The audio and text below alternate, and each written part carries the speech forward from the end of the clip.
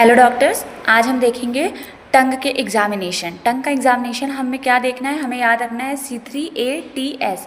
C3 से क्या देखेंगे, कलर, क्रैक्स एंड कोटिंग।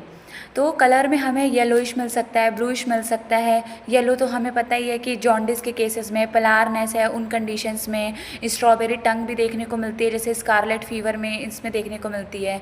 और कोटिंग भी देखेंगे हम, तो कोटिंग में वाइट कोटेड होता है, येलो कोटेड होता है, इंटेस्टाइनल कोई दिक्कत हो जाती है, तो उन सारे केसेस में क्या देखने को मिलता है, हमें कोटिंग देखने को मिलती है हमारे टंग्स में।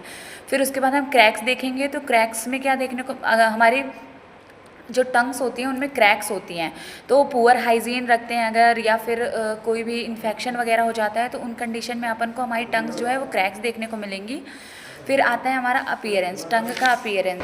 तो टंग के अपीयरेंस में हम क्या देखेंगे कि यही कलर, क्रैक्स, कोटिंग, यही सब चीज़ें हमें मतलब कि कैसी अपीयर कर रही है हमारी टंग्स, ये देखेंगे। इसके बाद आता है ट्रैम्बलिंग टी से या फिर टेस्ट। तो ट्रैम्बलिंग हम देखेंगे कि हम जो टंग है पर्सन की, उसमें ट्रैम्बलिंग तो नहीं हो रही है ना। तो ये भी हमें बहुत सारे डिजीज़ के बारे में बताती है, जैसे पार्किंसन डिजीज़, इन सारी डिजीज़ में हमें ट्रेमर्स देखने को मिलता है। और टेस्ट में क्या होता है कि जो हमारी टंग का टेस्ट होता है वो डिस्टर्ब हो जाता है, जैसे कि हमें कभी कभी फीवर हो जाता है तो हम बोलते हैं ना बहुत कड़वा टेस्ट आ रहा है मुंह में, तो बिटर टेस्ट या सॉल्ट टेस्ट इसमें हमें देखने को मिलता है।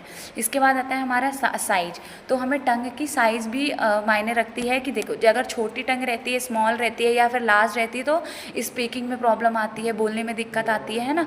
तो हमें टंग के एग्जामिनेशन में क्या क्या देखना है, C3ATS, colour, cracks, coating, appearance, test या फिर ट्रैम्बलिंग एंड साइज।